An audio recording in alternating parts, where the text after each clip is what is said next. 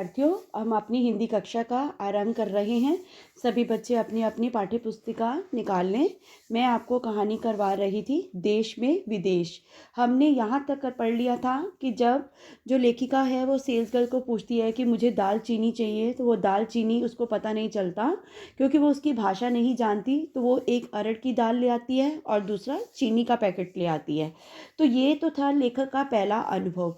अब आगे लेखक क्या कहती है, लेखिका कहती है कि अब उसके साथ एक और घटना मज़ेदार घटी। वो कौन सी थी, अब मैं वो पढ़ने जा रही हूँ। सभी बच्चे पेज नंबर 124 पर आ जाइए। लास्ट पैराग्राफ पर कहते हैं, वहाँ से लौटते वक्त फिर मज़ेदार घटना घटी। एक ठेले वाले को मैंने इशारे से कहा 3 केले। उसने समझा 3 रुपए का एक केला। उसने जवाब दिया इल्लै, यानी 3 रुपए में केला नहीं।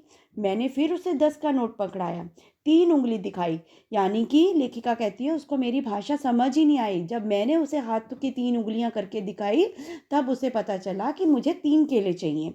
तो उसने मुझे 3 केले पकड़ा दिए। ऐसे ही एक बार मुझे हल्दी की ज़रूरत पड़ी। मुझे हल्दी का पैकेट कहीं दिखाई नहीं पड़ा।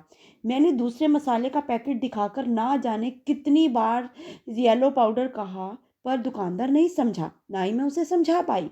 कहती फिर दूसरे दिन क्या हुआ, मैं घर से ही थोड़ी हल्दी लेकर गई और हल्दी खरीदी।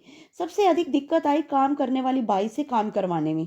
काम पर उसे मकान मालकी ने तमिल बोलकर लगवा दिया। उन्हें दिन में जबरदस्त बीमार पड़ गई। कहती मुझे भयंकर उल्टियाँ होने लगी। मैं किसी भी प्रकार से उसे नहीं समझा पाई कि मुझे डॉम्स्टल टैबलेट चाहिए, क्योंकि वो तो तमिल भाषा जानती थी। तो कहती इसमें भी मेरे को बड़ी परेशानी हुई। दूसरे ही दिन जब मैं थोड़ा ठीक महसूस कर रही थी तो मुझे पपीता खाने की इच्छा हुई। अब मैं उसे कैसे समझाऊं कि मुझे पपीता खाना है। कहती फिर मेरे को अचानक याद आया कि कूड़े की बाल्टी में कुछ पपीते के टुकड़े पड़े हैं। मैंने बाल्टी से पपीते का छिलका निकाला, उसे दिखाया और 50 का नोट पकड़ाया। 15 मिनट के अंदर ही वह पपीते का छिलका लेकर हाजिर हो गई। सुबह ठेले वालों को देख मुझे जबरदस्त प्रेरणा मिलती। यहाँ चेन्नई में कोलकाता की तुलना में कहीं ज़्यादा संख्या में सब्जियों और फलों के लिए शॉपिंग मॉल हैं। भी कहने का भाव ये है कि यहाँ पर बहुत अधिक मात्रा में फल और सब्जियाँ देखने को मिलती हैं। अलग अलग काउंटर पर प्राइस टैग लगाए सजी धजी सब्जियाँ, जिन्हें देख मैं हमेशा अवसाद से भर जाती कि ये चल गई तो खुदरा सब्जी फल बेचने वालों को क्या होगा। पर नहीं, अपनी लकड़ी की चौपाया गाड़ी में सब्जी रख हाँक लगाकर बेचने वाले ये फेरी वाले तो रिलायंस फ्रेश को भी मात देते हैं। वहाँ तक तो आप पहुँचेंगे जब पहुँचेंगे। कहते सुबह होती नहीं कि ये तुम्हारे घरों तक आ जाते हैं सब्जी और फ्रूट फल देने के लिए। तो जिजीविषा और अकथनीय श्रम का एक उदाहरण। अब लेखिका कहती है कि मैं तुम्हें अपने जीवन को जीने की इच्छा करना, अकथनीय कुछ ऐसा ना कहने वाला श्रम के बारे में, मेहनत करने वालों के बारे में मैं कुछ ऐसे वचन मैं आपको बताती हूँ जिसका उदाहरण मैंने वहां पर देखा। क्या देखा, कहती मेरे घर के सामने ही एक मकान बन रहा था। कई औरतें तसले में रेत सीमेंट भर भर कर उसे मकान की छत पर पहुंचा रही थी। तभी एक मजदूर स्त्री पर नजर पड़ी। उसकी गोद में एक बच्चा था। मैं सोचने लगी, बच्चे को गोद में लिए ये तसला कैसे उठाएगी।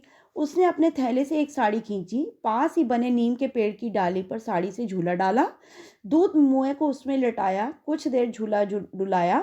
देखते देखते दूध मुआ बच्चा सो गया। वह चालू हो गई, क्या चालू हो गई कि उसने अपना काम करना शुरू कर दिया।